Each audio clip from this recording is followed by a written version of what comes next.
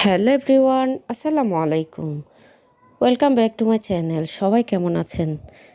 আশা করি সবাই ভালো আছেন।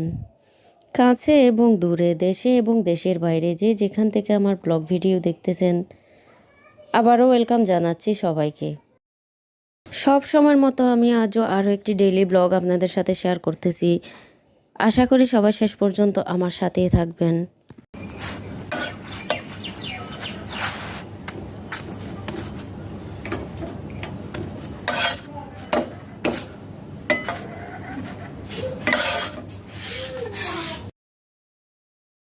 আজ সকালে নাস্তার জন্য আমি রুটি বানাচ্ছি।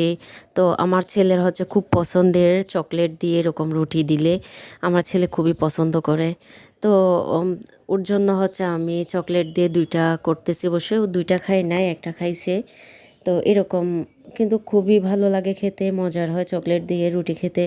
তো আপনারা ট্রাই করে দেখতে পারেন। আর যাদের বাচ্চারা খেতে চায় না তাদেরকে এভাবে দিতে পারেন। আশা করি অবশ্যই না খেলে অবশ্যই খাবে। বাচ্চারা এমনিতে চকলেট সবাই খায়, বেশ আর কম সব বাচ্চারাই খায়। তো এভাবে না দিয়ে নর্মালি এরকম রুটিতে দিলে তো খেতেও ভালো লাগবে আর বাচ্চারাও আর রুটিও খাবে। তো আমার নাস্তা খাওয়া হয়ে গেছে, এখন হচ্ছে দুপুরের জন্য রান্না করব। আজ হচ্ছে আমি দুপুরের জন্য রান্না করতেছি শুধু নর্মালি একদম আলু দিয়ে ডিম রান্না করতেছি।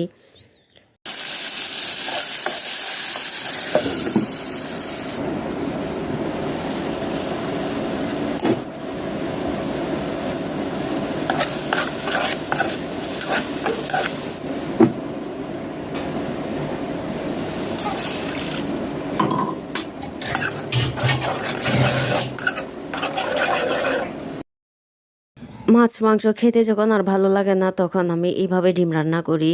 আলু দিয়ে এভাবে ডিম রান্না করলে কিন্তু খেতে ভালো লাগে। তো আপনারা ট্রাই করে দেখতে পারেন, আশা করি ভালো লাগবে। এখানে হচ্ছে আমি ৪ টা মুরগির ডিম দিছি, দেশি মুরগির ডিম আর হচ্ছে ৩ টা এমনি ফার্মের মুরগির ডিম। তো এই ডিমগুলা দিয়ে হচ্ছে আমি ৩-৪ টা মতো আলু দিছি। ৫-৬ টা হবে মনে হয়। তো আলুগুলা রান্না করতেছি কিন্তু খেতে খুবই ভালো হয় এভাবে রান্না করলে।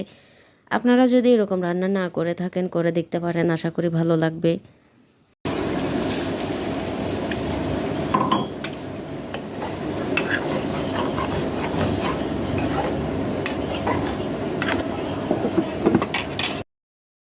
সব সময়ের মতো আমি আজও বলি, যারা যারা এখনও আমার চ্যানেলটিকে সাবস্ক্রাইব করেননি সাবস্ক্রাইব করে আমার পাশে থাকবেন প্লিজ। আর যারা করে ফেলেছেন তাদেরকে অসংখ্য ধন্যবাদ। আর যারা আমার পেজে দেখতেছেন আমার পেজটিকে ফলো করে রাখবেন আর লাইক কমেন্ট শেয়ার করতে ভুলবেন না কিন্তু প্লিজ সবাই বেশি বেশি করে শেয়ার করবেন। আমার রান্না কমপ্লিট, এখন হচ্ছে দুপুরের খাবার খেয়ে নিচ্ছি।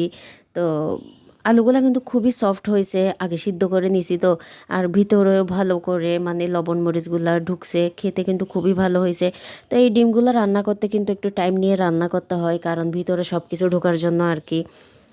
তো যারা যারা শেষ পর্যন্ত আমার ব্লগের সাথে ছিলেন সবাইকে অসংখ্য ধন্যবাদ। আমার ব্লগ কেমন হয়েছে আপনারা কমেন্টে জানাতে ভুলবেন না। আল্লাহ হাফেজ।